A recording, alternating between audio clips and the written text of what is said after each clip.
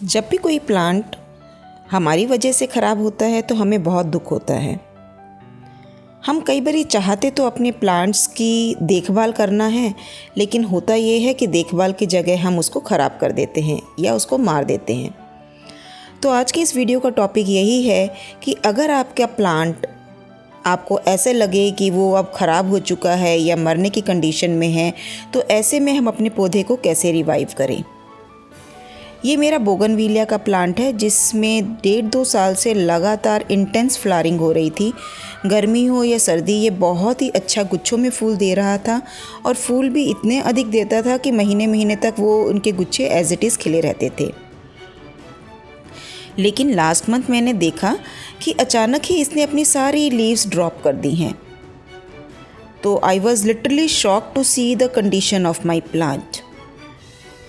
मैंने तभी सोचा कि क्या रीज़न रहा होगा कि मेरा ये प्लांट आज इस कंडीशन में हो गया।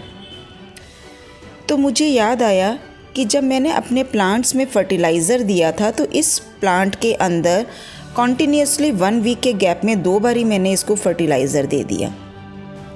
इसका मतलब है अगर हम किसी भी प्लांट में फर्टिलाइज़र की साइकिल जो है चेंज कर देते हैं, मतलब बहुत जल्दी फर्टिलाइज़र देते हैं, तो उससे होता ये है कि प्लांट शॉक में चला जाता है और ऐसे में वो अपनी सारी लीव्स को जो है ड्रॉप कर देता है। एक अच्छा खासा प्लांट जो इतना अच्छी फ्लावरिंग देता हो, जब ऐसी कंडीशन में आ जाए तो नेचुरल है कि हमें बहुत दुख होगा। तो चलिए हम जानते हैं कि प्लांट्स किस केस के अंदर मरता है। देखिए 2-3 के कारण होते हैं जो मैंने ऑब्ज़र्व किए हैं अपनी गार्डनिंग के दौरान। पहला, या तो हम उस प्लांट के अंदर बहुत अधिक पानी दे रहे हैं जिससे उसकी रूट्स गल जाती हैं। सेकंड, पानी ना देना, यानी कि हम अगर पानी देना ही भूल जाएं 5-5, 6-6 दिन, तो हमारे प्लांट्स की रूट्स जो है जब उसको पानी नहीं मिलेगा तो धीरे धीरे वो ड्राई होने लगेंगी और फिर हमारा प्लांट्स ख़राब हो जाता है।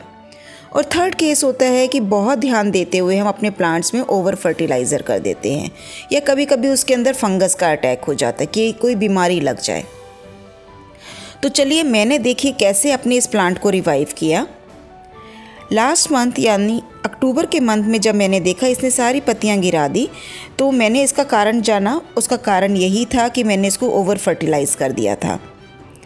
मैंने सबसे पहले इसकी मिट्टी चेंज करी, यानी कि इसका पॉट चेंज कर दिया।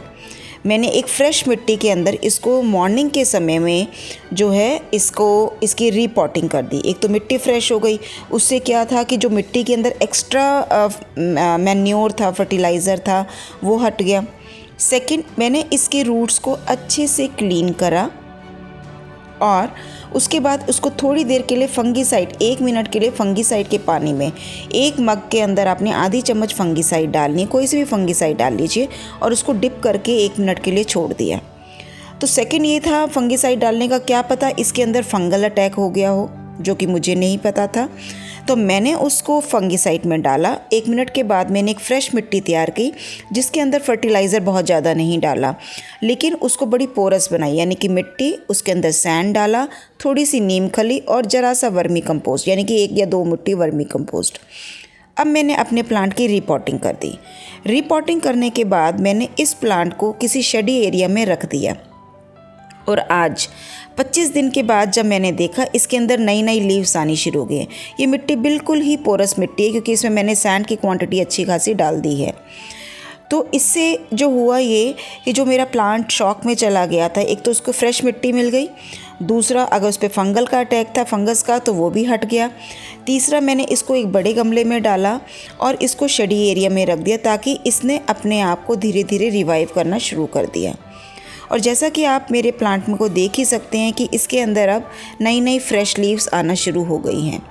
इसका मतलब है कि मेरा प्लांट ने अब रिवाइव करना शुरू कर दिया है, यानी कि उसके अंदर अगर कोई फंगस का अटैक हुआ था वो भी हट गया है, अगर मैंने इसको ओवर फर्टिलाइज़ किया था वो भी हट गया है।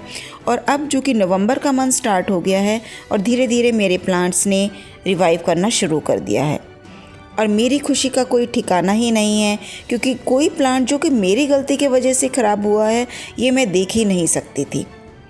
एंड आई एम श्योर कि जितने भी मेरे फ्रेंड्स जो गार्डनिंग में हैं उन्हें भी बड़ा बुरा लगता है कि अगर उनकी गलती की वजह से उनका कोई भी प्लांट ख़राब हो जाए। हम अपने प्लांट को अपने बच्चों की तरह केयर करते हैं। देख रहे हैं आप, इसके अंदर नई नई लीव्स आ गई हैं। तो देखा कितना सिंपल है। हमें एकदम से गिव अप नहीं करना चाहिए। अगर कोई भी प्लांट आपको इस कंडीशन में दिखे तो आप ये मत सोचिए कि वो ख़त्म हो गया है। अगर उसके अंदर कहीं पर भी आपको किसी भी स्टेम ज़रा से भी अगर लग रहा है वो ग्रीन है, तो इसका मतलब है उसके अंदर अभी लाइफ बाकी है। हमें होप नहीं छोड़नी चाहिए।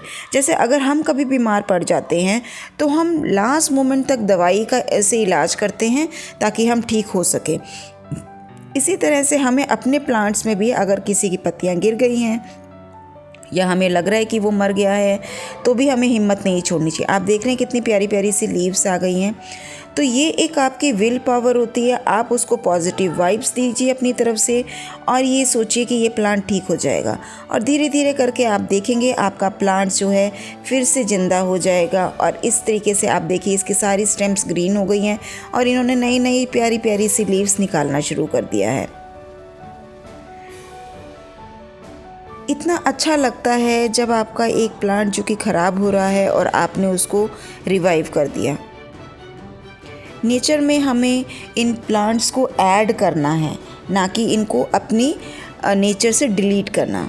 एडिशन करना इज़ मोर इम्पॉर्टेंट। तो हमें एक से ज़्यादा प्लांट लगाने हैं और इसी तरीके से हम अपने प्लांट्स को बचा सकते हैं। ये छोटे छोटे से स्टेप्स होते हैं जिसको हम फॉलो करें तो हमारा कोई मरा हुआ प्लांट भी ज़िंदा हो जाता है। आई होप आपको मेरी वीडियो अच्छी लगी होगी और मेरी ये इन्फॉर्मेशन आपके कहीं ना कहीं काम आएगी। अगर आपको मेरी वीडियो अच्छी लगी है तो लाइक कीजिएगा, शेयर कीजिएगा और इस चैनल को भी सब्सक्राइब कीजिए। जब इसमें लीव्स आने लग जाएं तो आप इसको फिर थोड़ी देर के लिए धूप में रख सकते हैं, जैसे कि मैं रख रही हूँ। आई होप आपकी भी अगर कोई प्लांट के साथ ऐसी प्रॉब्लम है तो अब वो सॉल्व हो गई होगी। Thank you for watching this video. Bye bye. Take care.